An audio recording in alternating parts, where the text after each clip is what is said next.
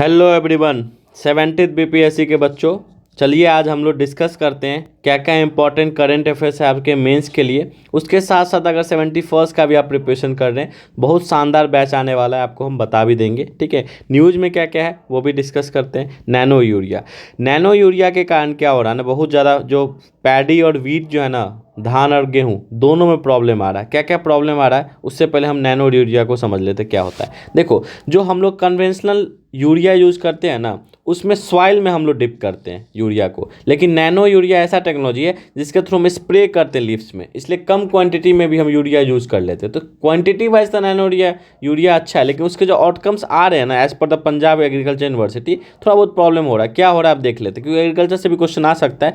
Impact कर रहा है yield of paddy and wheat. Yield मतलब होता है उपजाऊ, ठीक है। And these two collectively contribute to 70% of India's food grains output. जो हमारा धान और गेहूं है ना, दोनों 70% है फूड ग्रेन ऑफ इंडिया, उसी को ये इम्पैक्ट कर रहा है। तो कहीं ना कहीं कंसर्न वाला बात है, तो इस चीज़ को समझने की जरूरत है। नैनो यूरिया का डेफिनेशन देखोगे ना, तो एक टेक्नोलॉजिकल इनोवेशन है ये, introduce by the IFFCO. IFFCO जो है ना, हमारा Indian farmers fertiliser cooperative limited है, ठीक है, एक कंपनी है इंडिया का, पीएसयूज कंपनी है, ठीक है। उसके साथ साथ इन्होंने इनोवेट किया था consisting of 500 liquid solution with 4% nitrogen. तो ये नैनो यूरिया का क्वालिटी है जो बताया जा रहा है इसमें, ठीक है। तो आपके लिए कंसर्न ये है कि न्यूज़ ये है कि इम्पैक्ट किया जा रहा है, तो आप नैनो यूरिया के बारे में ज़रूर पढ़ लीजिएगा, ठीक है। आपको लग रहा होगा मेंस में मैं क्या बता रहा हूँ, एक एक लाइन करके मैं टॉपिक दे रहा हूँ आपको, ठीक है। इंपॉर्टेंट टॉपिक दे रहा हूँ जो एग्जाम में हिट कर सकता है, ठीक है। नैनो यूरिया, तो आपको नैनो यूरिया जरूर पढ़ के जाना है, उसके एडवांटेज डिसएडवांटेज जरूर पढ़ के जाना, हाउ हेल्पफुल का हुआ है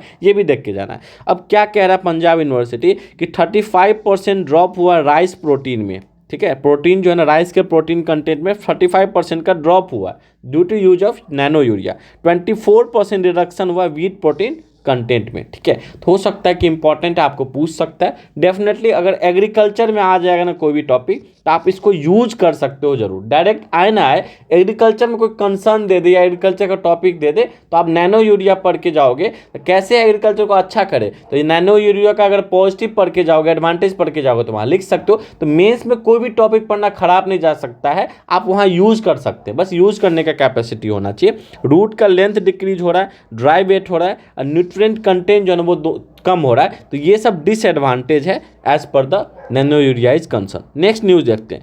अभी कोलकाता के जो डॉक्टर रेप केस हुआ ना, उसमें वर्डिक्ट आ गया है। उसमें जो संजय राव थे, जो कन्विक्टेड थे, उनको लाइफ इन प्रिजन दिया गया है सुप्रीम कोर्ट के द्वारा। सबको लगा डेथ मिलना चाहिए, डेथ मतलब कैपिटल पनिशमेंट, जिसको हम लोग हैंग टू डेथ बोलते हैं। तो क्या बोला है सुप्रीम कोर्ट ने? सुप्रीम कोर्ट ने बोला कि ये रेप मर्डर है, और ये नहीं आ रहा है, रेयरेस्ट ऑफ रेयर केस में नहीं आ रहा है ये, क्योंकि ऐसा माना जाता है कि रेयरेस्ट ऑफ रेयर केस होगा ना, तभी हम लोग क्या करेंगे, हम पनिशमेंट देंगे, कैपिटल पनिशमेंट। लेकिन जब आप देखते हो ना डेथ पेनल्टी, 2007 से लेकर 2022 तक का जो डाटा मेरे पास है, ठीक है, उसमें मैंने ये पाया कि आप देखो कि सिर्फ 7 लोगों को अभी तक डेथ पेनल्टी मिला है। तो इंडिया में बहुत मुश्किल है फांसी देना, ठीक है। तो इस टॉपिक पर आपको काम कर लेना है। कैसे काम करोगे मैं बता देता हूँ। रेयरेस्ट ऑफ रेयर केस होता क्या, कहाँ से एवोल्यूशन हुआ, ये हम आपको बता देते हैं। Bachan Singh versus state of Punjab, ठीक है, एससी। सुप्रीम कोर्ट ने बोला कि death penalty could be impose only in rarest of rare case in which life imprisonment can not be impose.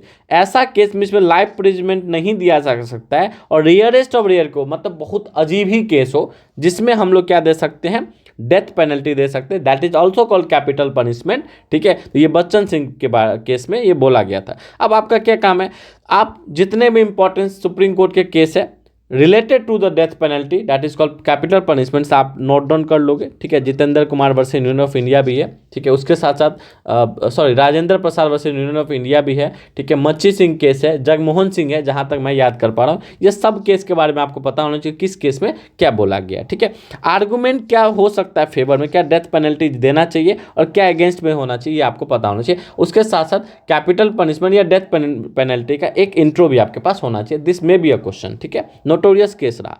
अब देखो, विकसित भारत 2047 तक हम लोग कल्पना कर रहे हैं, लेकिन कैसे कल्पना कर सकते हैं? तो जो 4 पिलर है ना, वो दिमाग में छप जाना चाहिए। क्या क्या 4 पिलर है? युवा, गरीब, महिला, किसान, ये 4 पिलर है विकसित भारत को अचीव करने के लिए। उसके साथ साथ आपको क्या क्या ध्यान रखना है, तो किस किस क्या क्या एफर्ट चाहिए, किस किस क्या नीड है हमको एफर्ट के लिए, हमको विकसित भारत पहुंचना है तो हमें क्या क्या चाहिए, हमको मॉडर्नाइजेशन ऑफ इंडस्ट्री करना होगा, इंक्लूसिव ग्रोथ, ठीक है, सशक्त विकास पे ध्यान देना पड़ेगा, गुड गवर्नेंस, सोशल जस्टिस पे ध्यान देना पड़ेगा, ठीक है, social justice, global leadership, smart panchayat पे ध्यान देना पड़ेगा, ठीक है, तभी हम लोग अचीव कर सकते हैं, टेक्नोलॉजी एडवांसमेंट पे ध्यान देना पड़ेगा, डिफेंस एंड सिक्योरिटी पे, और साथ साथ एजुकेशन स्किल पे। तो ये सब टॉपिक पे आपको एक एक लाइन पता होना चाहिए। कैसे, अगर हम डिफेंस का बात करें तो हम लोग डिफेंस में जो प्रोक्यूरमेंट, मतलब बाहर से जो ला रहे हैं ना इक्विपमेंट, वो ना ला के हम खुद बनाए, और कैसे हम लोग इम्पोर्ट ना बन के एक्सपोर्टर बन जाए, ठीक है, डिफेंस में हो गया, ठीक है, तो ये आपको लिखना है, अचीवमेंट में लिखना है। उसके साथ साथ क्या गवर्नमेंट का इनिशिएटिव है ये आपको पहले से लिखना है। आपको मैं टॉपिक दे रहा हूँ आपको, ठीक है,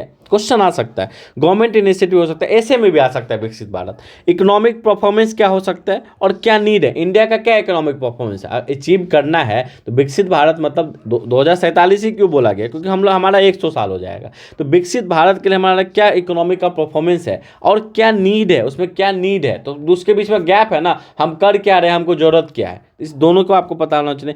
की चैलेंजेस क्या क्या चैलेंजेस अचीव करने में, ये भी आपसे पूछ सकता है। जैसे आप देखोगे इंडिया में टैक्स टू जीडीपी रेशियो कम रहता है, पॉलिसी पैरालिसिस बहुत ज़्यादा इंडिया में, मतलब ये होता है कि अगर आप देखोगे ना ध्यान से, कोई प्रोजेक्ट 2010 में स्टार्ट हुआ है, 15 तक कंप्लीट होना था, लेकिन वो होते होते 2025 में भी कंप्लीट नहीं हो रहा, मतलब 2010 में जो टेंडर निकला था ना 25 करोड़ के लिए, लेकिन समय इतना बीत गया कि वो टेंडर फिर रिवाइज होकर 100 करोड़ पे चला गया, मतलब this is called policy paralysis, policy time पे कंप्लीट नहीं हो रहा है। तो ये सब कीवर्ड आपको पता होना चाहिए। इन्फ्लेशन कितना ज़्यादा, इन्फ्लेशन वर्सेस अनएम्प्लॉयमेंट, ये दोनों आपको क्लियर होना चाहिए। सब टॉपिक आप कर लो, अगर आप एक एक लाइन भी, दो लाइन भी आप वहाँ पे अभी से तैयार कर ले तो एग्जाम में डेफिनेटली हेल्पफुल करेगा।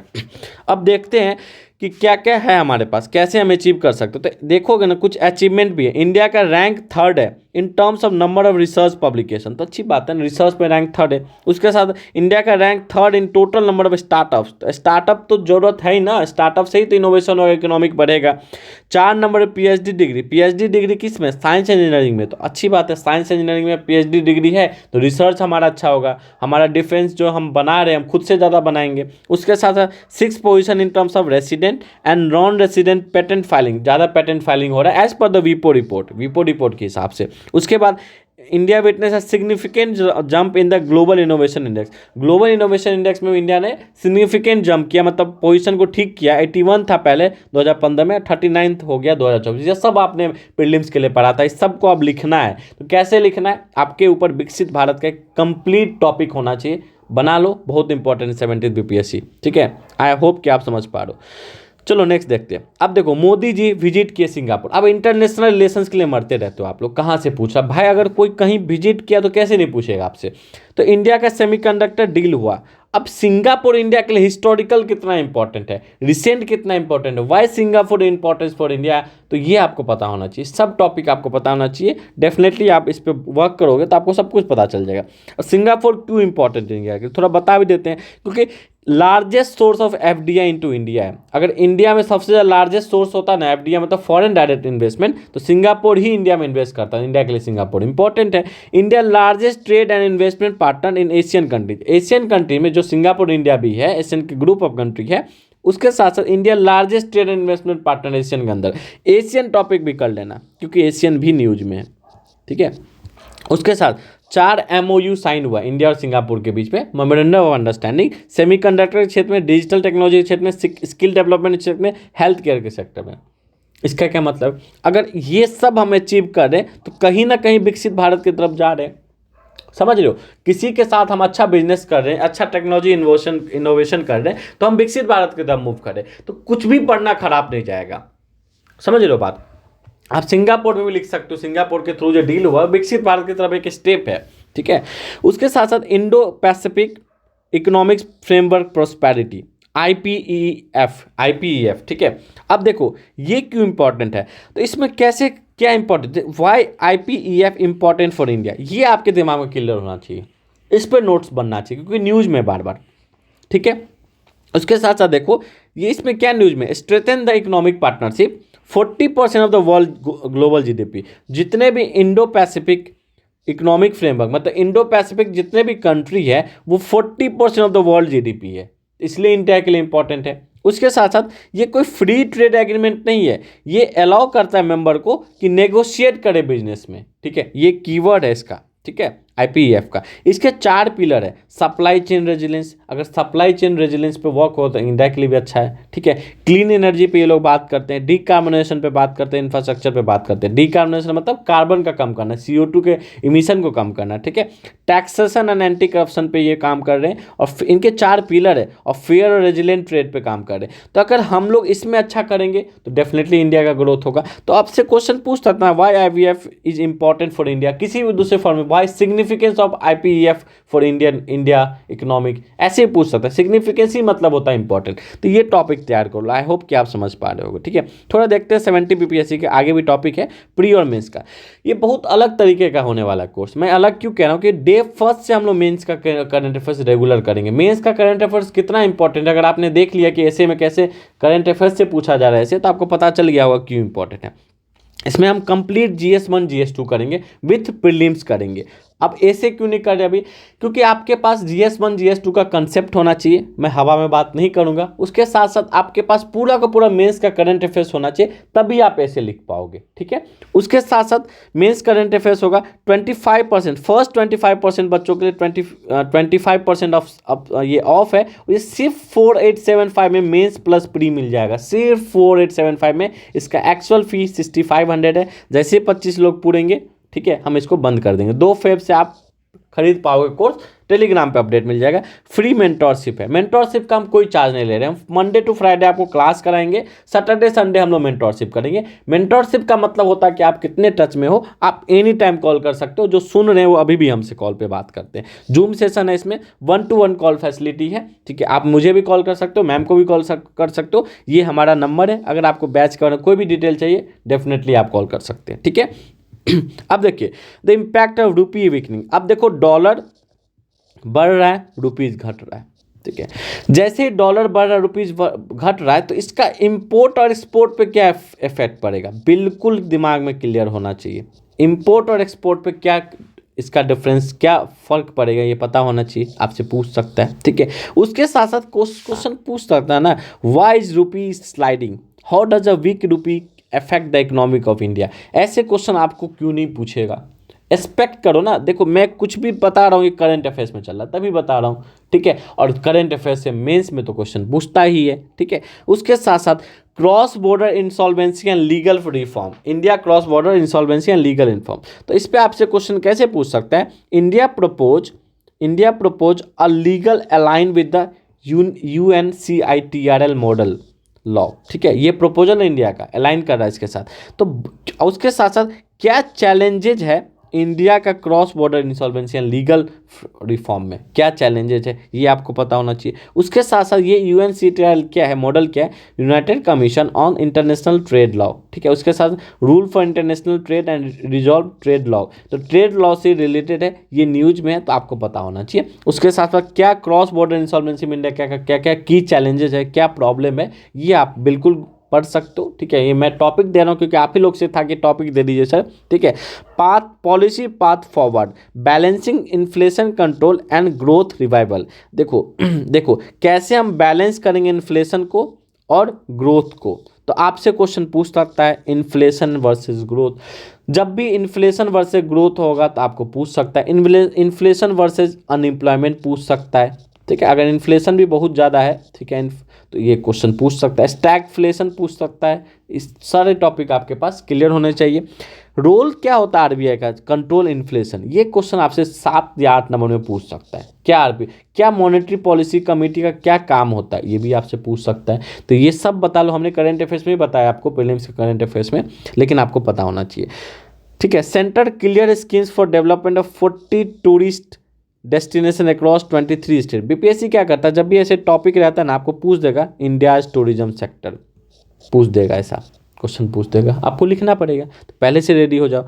एक स्कीम है special assistant to state for capital investment scheme, ये न्यूज़ में है बार बार, तो ये भी आपको पता होना चाहिए। तो समझ रहे हो, तो आपको दो टॉपिक, एक तो इंडिया टूरिज्म सेक्टर के बारे में क्या की चैलेंजेस है, क्या फेवरेबल चीज़ है, और सासी स्कीम, ये भी आप देख लो। उसके साथ साथ देखो 69,000 crore vanish grain leakage, where is the India's free ration going, ठीक है। अब देखो पीडीएस में पब्लिक डिस्ट्रीब्यूशन सिस्टम ही तो फ्री राशन बांट रहा है, उसमें इशूज आ रहे हैं, इतना करोड़ मतलब बर्बाद हो गया। तो आपसे पूछ सकता है what are the issues in public distribution system, यही पूछेगा बीपीएससी, और न्यूज में है बार बार, ठीक है। Rising STEM research demanded for revitalised education, तो इसमें क्या क्वेश्चन पूछेगा, क्या सिग्निफिकेंस है स्टेम एजुकेशन का इंडिया में। स्टेम एजुकेशन का मतलब होता है कि science and technology, science technology engineering and mathematics. उसके साथ साथ आपको क्वेश्चंस बार बार आ रहा है न्यूज़ में, क्वांटम कंप्यूटर के बारे में, साइबर सिक्योरिटी से रिलेटेड प्रॉब्लम, आर्टिफिशियल इंटेलिजेंसी, ये सब आपसे पूछ सकता है। अगर मैं आपको टॉपिक दूँ तो क्या क्या इमर्जिंग टेक्नोलॉजी है वो समझो, biotechnology, IoT internet of thing, facial recognition technology, ये तो बराबर न्यूज में है, ये बराबर न्यूज में है, ठीक है।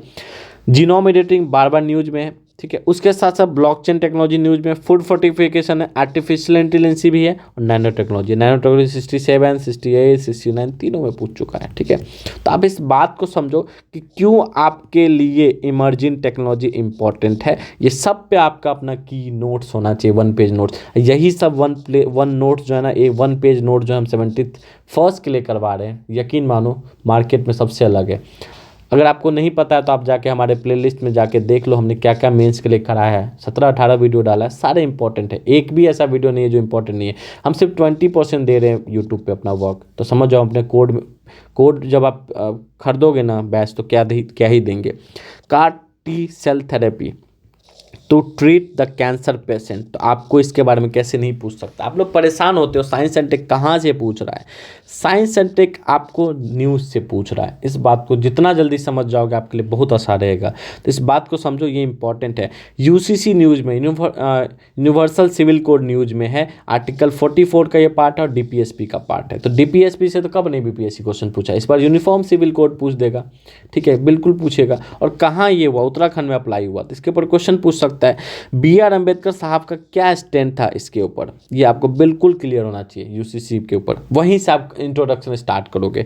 सुप्रीम कोर्ट के कुछ केस है, शाहबानो, सरला बानो केस, ठीक है, John Vallamattom versus union of India, ठीक है, सायरा बानो 2017 का केस, ठीक है। तो यूसीसी का फेवर और अगेंस्ट के ऊपर जरूर काम कर लेना, ये बहुत इंपॉर्टेंट है, क्योंकि उत्तराखंड में ये लागू हो चुका है, फर्स्ट स्टेट है उत्तराखंड, तो आपसे भी पूछ सकता है। अब देखो नेक्स्ट है साइमल्टेनियसली इलेक्शन, 1 नेशन 1 इलेक्शन, आपका बिल्कुल क्लियर होना चाहिए, क्योंकि ये आप समझ लो पॉलिसी पैरालिसिस भी है, क्योंकि 1 नेशन 1 इलेक्शन नहीं होने का पॉलिसी पैरालिसिस हो रहा है। क्या हो रहा है ना कि एक साथ इलेक्शन होगा तो ऑब्वियस सी बात है सेंटर और स्टेट का वर्क भी अच्छा होगा। अब हो क्या रहा है, सेंटर में गवर्नमेंट कुछ और था, ठीक है, कुछ पास कर दिया गया, स्टेट में गवर्नमेंट चेंज हो गया और उस पॉलिसी को आगे ही नहीं बढ़ा रहा, तो पॉलिसी क्या हो गया, पॉलिसी पैरालिसिस हो गया, क्योंकि दोनों के बीच में गठबंधन नहीं है। लेकिन जब सरकार एक साथ बनेगी तो दोनों के बीच में गठबंधन होगा, जो भी पॉलिसी होगा वो साथ साथ चलेगा, फिर 5 साल बाद फिर सरकार चेंज हो जाएगा। अब दोनों जगह चेंज होगा, कुछ भी हो जाए, नया पॉलिसी आएगा, लेकिन पॉलिसी ओवरलैप तो नहीं होगा, मतलब एक सरकार आ रहा है दूसरा जगह सरकार चेंज हो जा रहा है, तो जो चीज़ें वो हट जाएगा। तो आपको हिस्टोरिकल पता होना, क्या पहले होता था 1 नेशन 1 इलेक्शन, ठीक है। आपको मैं क्वेश्चन भी दे रहा हूँ सो दैट कि आप समझ पाओगे। Various report and committee suggestion, क्या क्या कमिटी ने सजेशन किया, वेरियस रिपोर्ट क्या क्या कह रहा है, ठीक है। पॉजिटिव आउटकम्स क्या हो सकता है और इसके चैलेंजेस क्या है, ये आपको पता करना है। तो आई होप कि आपको मैं छोटे से वीडियो में 15-20 मिनट के वीडियो में मैं बता पा रहा हूँ कि क्या क्या इंपॉर्टेंट है, और यकीन मानो इसमें से क्वेश्चन डेफिनेटली आएगा। पूरा डिटेल में जो मेरा प्लान रहता है, इंट्रोडक्शन, बॉडी, कंक्लूजन, इसमें नहीं करा पाया जस्ट बिकॉज कि टाइम का कंस्टेंट है, हमारा पूरा टाइम 71st पे जा रहा है। 70th के लिए जितना हो सकता है फ्री इनिशिएटिव के तौर पे हम आपके लिए कर रहे हैं। I hope you understand. अगर आपको अच्छा लगता है तो इसको शेयर कीजिए, कमेंट में बताइए क्या हमको और भी इंपॉर्टेंट टॉपिक आपके लिए आना चाहिए। अगर आप बोलोगे तो हम और अंदर घुस के और रिसर्च करके आपके लिए लाएंगे, क्योंकि मेरे पास तो टॉपिक है ही, ठीक है, लेकिन आपका रिस्पॉन्स पे डिपेंड करता है, क्योंकि फ्री इनिशिएटिव है तब भी इसमें टाइम लगता है, आपको लगता होगा, लेकिन न्यूज़ कलेक्ट करना पड़ता है, क्योंकि बीपीएससी पॉइंट ऑफ रिलेवेंट क्या है ये भी ध्यान पे रखना पड़ता है। I hope you understand. Thank you everyone.